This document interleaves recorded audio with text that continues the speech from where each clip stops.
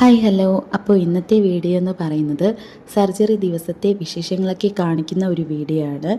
Friday ആയിരുന്നു എനിക്ക് surgery നടന്നത്, അതായത് 13-ാം തീയതി. അപ്പോൾ തലേ ദിവസം രാത്രി 10 മണിയോടെ ഫുഡെല്ലാം കഴിച്ച് സ്റ്റോപ്പ് ചെയ്യണമെന്ന് ഡോക്ടർ പറഞ്ഞിട്ടുണ്ടായിരുന്നു. അതുകൊണ്ട് തന്നെ എൻ്റെ ഹസ്ബൻഡ് എനിക്ക് ഏറ്റവും ഇഷ്ടമുള്ള മസാല ദോശ വാങ്ങിച്ച് തന്നിട്ടുണ്ടായിരുന്നു. അപ്പോൾ അതൊക്കെ ഞാൻ കഴിച്ചിട്ട് ഫുഡൊക്കെ 10 മണിക്ക് മുന്നേ സ്റ്റോപ്പ് ചെയ്തു കേട്ടോ. എനിക്ക് തൈറോയിഡിൻ്റെ അളവ് കുറച്ച് കൂടുതലായിരുന്നു. അതുകൊണ്ട് തന്നെ സർജറി ചെയ്യുമോ എന്ന് കൺഫേം പറഞ്ഞിട്ടില്ലായിരുന്നു ഡോക്ടർ. പെട്ടെന്ന് തലേ ദിവസമാണ് ഡോക്ടർ പറഞ്ഞത്, എന്തായാലും നാളെ നമുക്ക് സർജറി നടത്താം എന്ന് പറഞ്ഞു. അങ്ങനെ ഞങ്ങൾ പെട്ടെന്ന് തന്നെ വൈകുന്നേരം ബാക്കി എല്ലാ കാര്യങ്ങളൊക്കെ റെഡിയാക്കുമായിരുന്നു. നമുക്ക് സർജറിക്ക് വേണ്ട കാര്യങ്ങളൊക്കെ ഡോക്ടർ പറഞ്ഞു തന്നു. കുറേ സാധനങ്ങളൊക്കെ വാങ്ങിക്കാൻ പറഞ്ഞിട്ടുണ്ടായിരുന്നു.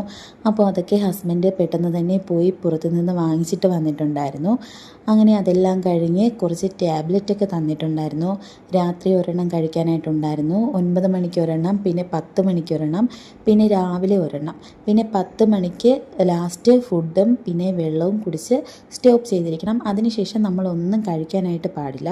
അപ്പോൾ എനിക്ക് എന്തിൻ്റെ സർജറി എന്ന് പറഞ്ഞാൽ എനിക്ക് ഗാൽ ബ്ലാഡറിൽ ഒരു സ്റ്റോൺ ഉണ്ടായിരുന്നു. അപ്പോൾ അതിൻ്റെ സർജറിയാണ് എനിക്ക് ചെയ്യുന്നത്. ലാപ്രോസ്കോപ്പിയാണ് ഡോക്ടർ പറഞ്ഞിട്ടുണ്ടായിരുന്നത്.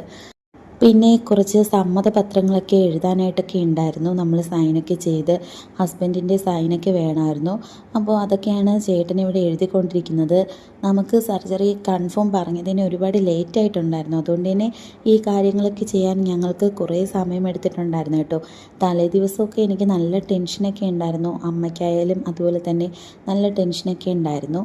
അപ്പോൾ ലൈറ്റായിട്ടൊക്കെ ഫുഡൊക്കെ കഴിച്ച് ഞാൻ സ്റ്റോപ്പ് ചെയ്തു. എനിക്ക് കുഞ്ഞിനെ വല്ലാണ്ട് മിസ് ചെയ്യുന്നുണ്ടായിരുന്നു. കാരണം നാളെ ഞാൻ സർജറിക്ക് കയറിയാൽ പിന്നെ കുഞ്ഞിൻ്റെ കാര്യം എന്താകും, അവൾ എന്ത് കഴിക്കും? ഒന്നാമത് അവൾ ഫുഡ് ഞാൻ കൊടുക്കുന്നത് മാത്രമേ കഴിക്കത്തുള്ളൂ. അപ്പോൾ അങ്ങനെയൊക്കെ എനിക്ക് കുറേ പേടിയുണ്ടായിരുന്നു.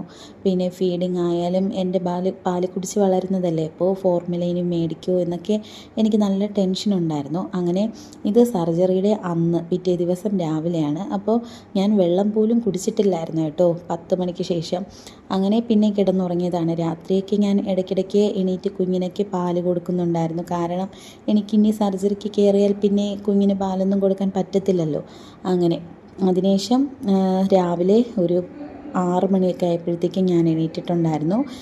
തല കുളിച്ചിട്ടില്ലായിരുന്നു. ദേഹമൊക്കെ കഴുകി ഒരു ഡ്രസ്സൊക്കെ, ഒരു നൈറ്റി തന്നെയാണ് ഇട്ടുകൊണ്ട് പോയത്. അത് കഴിഞ്ഞിട്ട് നമുക്ക് സർജറി റൂമിൻ്റെ അടുത്ത് പോയിട്ട് വേറെ ഡ്രസ്സ് മാറ്റിയിടണം. അപ്പോൾ ഈ കെട്ടിടത്തിൽ വെച്ചാണ് സർജറി നടക്കുന്നത്.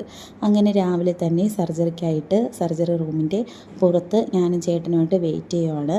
ഞങ്ങളൊരു 7 മണിയോടെ അവിടെ എത്തിയിട്ടുണ്ടായിരുന്നു. ഇവിടുന്ന് നമ്മുടെ പേവാർഡിൽ നിന്ന് നേഴ്സുമാരാണ് സർജറിക്കുള്ള കുറേ പേരെ കൊണ്ടുപോയത്. ഞങ്ങൾ 6 പേരുണ്ടായിരുന്നു പേവാർഡിൽ നിന്ന്. അങ്ങനെ ഞങ്ങൾ വെയിറ്റിംഗ് ആണ്. ഇനി നമ്മളെ പേര് വിളിച്ച് അവരകത്തോട്ടേക്ക് വിളിക്കും. അപ്പോൾ എനിക്ക് കുറേ നേരം അവിടെ വെയിറ്റ് ചെയ്യേണ്ടി വന്നു കേട്ടോ. അങ്ങനെ കുറേ കഴിഞ്ഞ് എന്നെ വിളിച്ചായിരുന്നു. അതിനുശേഷം സർജറി റൂമിൽ കയറ്റി അനസ്തീഷ്യയൊക്കെ തന്ന് പെട്ടെന്ന് തന്നെ സർജറിയൊക്കെ കഴിഞ്ഞതായിട്ടാണ് എനിക്ക് തോന്നിയത്. കാരണം നമ്മളെ മയക്കി കഴിഞ്ഞാൽ പിന്നെ നമ്മളൊന്നും അറിയത്തില്ല. പെട്ടെന്ന് നമ്മൾ ഉറക്കം എണീറ്റ ഒരു ഫീല് പോലെയാണ് നമുക്ക്. നമ്മൾ പിന്നെ ഒന്നും അറിയത്തില്ല. പക്ഷേ നമുക്ക് ഓർമ്മ വന്നതിന് ശേഷം നല്ല പെയിനൊക്കെ ഉണ്ടായിരുന്നു. അപ്പോൾ ഇത് സർജറി കഴിഞ്ഞ് ഓപ്പറേഷൻ തിയേറ്ററിനകത്ത് നിന്ന് എന്നെ പുറത്തേക്ക് കൊണ്ടുവരുന്നതാണ്. ഇനി എന്നെ നേരെ കൊണ്ടുപോകുന്നത് ICUവിലേക്കാണ്. അവിടെ ഒരു ദിവസം കിടക്കണം. അതായത് എനിക്ക് രാവിലെ 11 മണിക്കായിരുന്നു എന്നെ കയറ്റിയത് ഓപ്പറേഷൻ തിയേറ്ററിനകത്ത്. അതിനുശേഷം ഒരു 2 മണിയോടെ എനിക്ക് ഓർമ്മയൊക്കെ വന്നിട്ടുണ്ടായിരുന്നു. ഒരു 2:30യോടെ എന്നെ പുറത്തേക്ക് വിളിച്ചിട്ടുണ്ടായിരുന്നു. അപ്പോൾ ഹസ്ബൻഡാണ് കൂടെ ഉണ്ടായിരുന്നത്. പിന്നെ എന്നെ ICUലോട്ട് മാറ്റിയതിന് ശേഷം അവിടെ അമ്മയാണ് എന്നെ കൂടെ ഇരുന്ന് നോക്കിയത്. അപ്പോൾ അന്ന് രാത്രി ഫുള്ള് ഞാൻ അവിടെ ICUയിൽ തന്നെയായിരുന്നു. പിറ്റേ ദിവസം ആയപ്പോഴത്തേക്കും പിറ്റേ ദിവസം ഒരു 9 മണിയോടെയാണ് എന്നെ പേവാർഡിലോട്ട് പ്രവേശിപ്പിച്ചത്. അപ്പോൾ അതുവരെ ICUയിലായിരുന്നു. അതുവരെ നല്ല പെയിനും എനിക്കുണ്ടായിരുന്നു കേട്ടോ. അപ്പോൾ കുഞ്ഞിനെ നോക്കിയത് കുഞ്ഞിൻ്റെ ചേച്ചിമാരൊക്കെയാണ്. അതായത് ചേട്ടൻ്റെ സിസിൻ്റെ മക്കളും അവരൊക്കെയാണ്. പിന്നെ ചേട്ടനും ആയിട്ടൊക്കെയാണ് കുഞ്ഞിനെ നോക്കിയത്.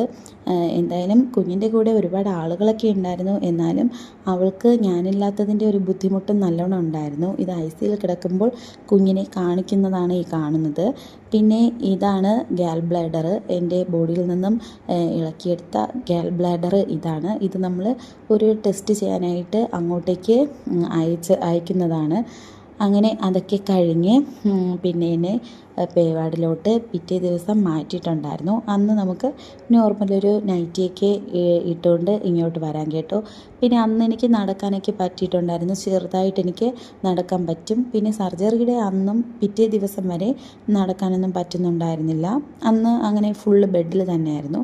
പിറ്റേ ദിവസമായപ്പോൾ ചെറുതായിട്ട് നടന്ന് തന്നെയാണ് ഞാൻ വാർഡിലോട്ട് വന്നത്. പിന്നെ ഇതേ ഇവിടെ ഇപ്പോൾ റെസ്റ്റാണ്. ഏകദേശം കുറേ ബന്ധുക്കളും എല്ലാവരും റൂമിലൊക്കെ അന്നത്തെ ദിവസം ഉണ്ടായിരുന്നു. പിന്നെ പിറ്റേ ദിവസം ഞാനും അമ്മയും വാവയൊക്കെ ആയിരുന്നു. അങ്ങനെ 4ാമത്തെ ദിവസമാണ് ഡിസ്ചാർജ് എനിക്ക് പറഞ്ഞിരുന്നത്. പിന്നെ കുഞ്ഞിനെ ഫീഡ് ചെയ്യാനൊക്കെ എനിക്ക് കുറച്ച് പാടുണ്ടായിരുന്നു ഫസ്റ്റ് ഡേ ഒക്കെ. പിന്നെ അതിനുശേഷം ഫസ്റ്റ് ഡേ ഞാൻ വന്നതിൻ്റെ അന്ന് ഫീഡ് ചെയ്തിട്ടില്ലായിരുന്നു. പിന്നെ രാത്രി അന്ന് നൈറ്റ് എനിക്ക് പറ്റിയപ്പോഴത്തേക്കും അമ്മ പിടിച്ച് തന്നിട്ടുണ്ടായിരുന്നു. അങ്ങനെ ഞാൻ കുറച്ചൊക്കെ ഫീഡ് ചെയ്തു. കുഞ്ഞിന് ഫീഡ് ചെയ്യാനായിട്ട് കുറച്ച് പാട് തന്നെയാണ്. നമുക്ക് ആദ്യത്തെ ദിവസം നമുക്ക് സ്റ്റിച്ചിൻ്റെ ഒരു പെയിനൊക്കെ ഉള്ളത് കൊണ്ട് അതൊരു പാട് തന്നെയാണ്. എന്നാലും നമ്മൾ കുഞ്ഞിനെ ഓർക്കുമ്പോഴത്തേക്കും നമുക്ക് അതൊന്നും ഒരു വിഷയമല്ലാത്തതുപോലെ തോന്നും കേട്ടോ. പിന്നെ മോനൊക്കെ എന്നെ കാണാനായിട്ട് വന്നിട്ടുണ്ടായിരുന്നു. മോനും പപ്പയുമാണ്. അങ്ങനെ എന്തായാലും എല്ലാവരും കൂടെ ഒപ്പം ഉണ്ടായിരുന്നു. അങ്ങനെ എന്തായാലും സർജറിയൊക്കെ കഴിഞ്ഞ് ഇപ്പോൾ റെസ്റ്റാണ്. ഇനി ഒരു 10 ദിവസമൊക്കെ നല്ല രീതിയിൽ റെസ്റ്റ് എടുക്കണമെന്നാണ് ഡോക്ടർ പറഞ്ഞിട്ടുള്ളത്. എന്നാലും കീ ഹോള് സർജറി ആയതുകൊണ്ട് മറ്റ് സർജറിയെപ്പോലെ വലിയ ബുദ്ധിമുട്ടൊന്നും ഇല്ല. എന്നാലും സർജറി അല്ലേ, നമ്മൾ ബോഡിയൊക്കെ നോക്കണമല്ലോ. അതുകൊണ്ട് കുറച്ച് റെസ്റ്റൊക്കെ എടുക്കണം. എന്തായാലും വെയിറ്റൊന്നും തൂക്കാനായിട്ട് പാടില്ല. കുഞ്ഞുള്ളത് കൊണ്ട് കുറച്ച് ബുദ്ധിമുട്ടൊക്കെ തന്നെയാണ്. കാരണം അവളെ തൂക്കിയെടുക്കാനും പാൽ കൊടുക്കാനൊക്കെ കുറച്ച് പാടുണ്ട്. അതുകൊണ്ട് ഈ സമയത്ത് അമ്മയുടെ ഹെൽപ്പ് എനിക്ക് നല്ലോണം വേണ്ടുന്നുള്ള ഒരു സമയം തന്നെയാണ്. ഹായ് ഫ്രണ്ട്സ്, അപ്പോൾ ഇന്ന് എൻ്റെ സർജറി കഴിഞ്ഞിട്ട് ഇത് 3ാമത്തെ ദിവസമാണ്. അപ്പോൾ എനിക്ക് ഇന്ന് ആദ്യത്തിനേക്കാളും കുറച്ച് പെയിനൊക്കെ കുറവുണ്ട്. ഞാൻ കുഞ്ഞിനെ പാലൊക്കെ കൊടുക്കാനായിട്ട് തുടങ്ങിയിട്ടുണ്ട്. അപ്പോൾ എനിക്ക് പിത്തസഞ്ചിയിൽ കല്ലിൻ്റെ പ്രശ്നമായിരുന്നു. അങ്ങനെ സർജറി ചെയ്തതാണ്. ഒരുപാട് നാളായിട്ട് ഞാൻ ചെയ്യണമെന്ന് വിചാരിക്കുന്ന ഒരു സർജറി ആയിരുന്നു ഇത്. ഒരുപാട് കഷ്ടപ്പെടുത്തിയിട്ടുള്ള ഒന്നായിരുന്നു. അങ്ങനെ എന്തായാലും സർജറി കഴിഞ്ഞു. എണീറ്റിരിക്കാനൊക്കെ പറ്റും കേട്ടോ. വയറിൽ ഒരു 4 ഹോളുണ്ട്. ലാപ്രോസ്കോപ്പിയാണ് ചെയ്തത്. അപ്പോൾ എനിക്കിപ്പം കുറച്ച് ക്ഷീണമുണ്ട്. ഇന്നലെയൊക്കെ നല്ല പെയിൻ ഉണ്ടായിരുന്നു. ഒരാൾ പിടിച്ചെഴുന്നേൽപ്പിക്കണം, അങ്ങനെയൊക്കെ ആയിരുന്നു. ഇന്ന് ഒരുവിധം സ്വന്തമായിട്ടൊക്കെ എണീക്കാൻ പറ്റുന്നുണ്ട്. അപ്പോൾ ആ ഒരു സ്റ്റേജിലാണ് ഇപ്പോൾ ഉള്ളത്. അപ്പോൾ വാവ ഇവിടെ ഉണ്ട്. ഹസ്ബൻഡ് ജോലിക്ക് പോയി. 1 വീക്കോളം ചേട്ടൻ കൂടെ ഉണ്ടായിരുന്നു. ഇപ്പോൾ ഇന്നലെയാണ് ചേട്ടൻ ജോലി സ്ഥലത്തോട്ട് പോയത്. നാളെ ഡിസ്ചാർജ് ആവുമായിരിക്കും. ഡോക്ടർ ഇന്ന് പറഞ്ഞായിരുന്നു നാളെ ഡിസ്ചാർജ് ആകുമെന്ന്. എന്തായാലും നാളെ നമുക്ക് നോക്കാം. ഇപ്പം ഞാൻ അനുഭവിച്ചുകൊണ്ടിരിക്കുന്ന ഏറ്റവും വലിയൊരു ബുദ്ധിമുട്ട് ഈ കയ്യിലെ പെയിനാണ്. എനിക്ക് ഇത് 3ാമത്തെ തവണയാണ് മാറ്റി കുത്തുന്നത്. എനിക്ക് നല്ല പെയിൻ എടുക്കുന്നുണ്ട്. 2 ദിവസമൊക്കെ ആകുമ്പോഴത്തേക്കും. ഇത് ഇന്ന് കുത്തിയതാണ്. ഇന്ന് കുത്തിയിട്ട് പോലും നല്ല പെയിനുണ്ട്. പിന്നെ ഫുഡ് ലൈറ്റായിട്ട് മാത്രമേ ഇപ്പോൾ കഴിക്കാൻ പറ്റുന്നുള്ളൂ. ഹെവി ഫുഡൊന്നും കഴിക്കാൻ പറ്റുന്നില്ല. ഞാൻ ലൈറ്റായിട്ടുള്ള ആഹാരം മാത്രമാണ് ഇപ്പോൾ കഴിച്ച് പോകുന്നത്. എന്തായാലും നമുക്ക് നോക്കാം. ഇനി അങ്ങോട്ട് ഫുഡൊക്കെ കറക്റ്റായിട്ട് കഴിക്കാൻ പറ്റുമായിരിക്കും. പിന്നെ ഡോക്ടർ നല്ല ഡോക്ടറായിരുന്നു, ഒരു ഫേമസ് ഡോക്ടറായിരുന്നു. അങ്ങനെയാണ് ഈ ഹോസ്പിറ്റലിൽ വന്ന് ഞങ്ങൾ ചെയ്തത്. അപ്പോൾ സർജറിയൊക്കെ എന്തായാലും നല്ല രീതിക്ക് നടന്നു. ബാക്കി ഡീറ്റെയിൽസൊക്കെ ഞാൻ വേറൊരു വീഡിയോയിൽ ചെയ്യുന്നതായിരിക്കും. അപ്പോൾ ഇത്രയേ ഉള്ളൂ. നാളെ എന്തായാലും ഡിസ്ചാർജ് ആക്കും. അതിനുശേഷം വീട്ടിൽ പോയിട്ട് കാണാം. അപ്പോൾ ബായ്. ഇന്ന് ഡിസ്ചാർജ് ഡേ ആണ്. ഇന്ന് ഈ ഹോസ്പിറ്റലിൽ വന്നിട്ട് 8ാമത്തെ ഡേ ആണ്. അപ്പോൾ ഇന്ന് രാവിലെ തന്നെ പോകാമെന്ന് ഡോക്ടർ തലേ ദിവസം തന്നെ പറഞ്ഞിട്ടുണ്ടായിരുന്നു. അങ്ങനെ ഞങ്ങൾ രാവിലെ തന്നെ ഡിസ്ചാർജിൻ്റെ കാര്യങ്ങളൊക്കെ ചെയ്യുമായിരുന്നു. അതായത് ഫാർമസിയിൽ നിന്ന് മെഡിസിൻ വാങ്ങണം. പിന്നെ പേവാർഡിൻ്റെ കുറച്ച് പേയ്മെൻറ്റൊക്കെ ക്ലിയർ ചെയ്യാനുണ്ടായിരുന്നു. ഇതൊക്കെ കഴിഞ്ഞ് വീട്ടിലേക്ക് പോകാനുള്ള എല്ലാ ഡ്രസ്സുകളൊക്കെ മടക്കി പറക്കിയൊക്കെ ഒതുക്കിയപ്പോഴത്തേക്കും ചേട്ടൻ്റെ ചേച്ചി ഫുഡൊക്കെ ആയിട്ട് വന്നിട്ടുണ്ടായിരുന്നു. അങ്ങനെ ഞങ്ങൾ ഒരുമിച്ചിരുന്ന് ചോറൊക്കെ കഴിച്ചു. അപ്പോൾ വീട്ടിലെ ഊണ് കുറേ ദിവസത്തിന് ശേഷമാണ് കഴിക്കുന്നത് കേട്ടോ. അതിൻ്റേതായിട്ടുള്ള ഒരു ടേസ്റ്റും എനിക്ക് നല്ലോണം തോന്നിയിട്ടുണ്ടായിരുന്നു. പിന്നെ അതിനുശേഷം കുറേ നേരം വാവയൊക്കെ കളിപ്പിച്ച് കുറച്ച് നേരമൊക്കെ സംസാരിച്ചിരുന്ന് നമ്മൾ ഉച്ചയോടെയാണ് വീട്ടിലേക്ക് മടങ്ങിയത്. അപ്പോൾ ചേച്ചിയാണ് കൂട്ടിക്കൊണ്ട് പോകാനായിട്ട് വന്നത്. ഇത് ചേച്ചിയുടെ മോനാണ്. അങ്ങനെ ഞങ്ങൾ നേരെ ഹസിൻ്റെ വീട്ടിൽ തന്നെയാണ് പോയത് കേട്ടോ. അപ്പോൾ ഹസിൻ്റെ വീട്ടിൽ അമ്മയാണ് എന്നെ നോക്കുന്നത് കുറച്ച് ദിവസത്തേക്ക്.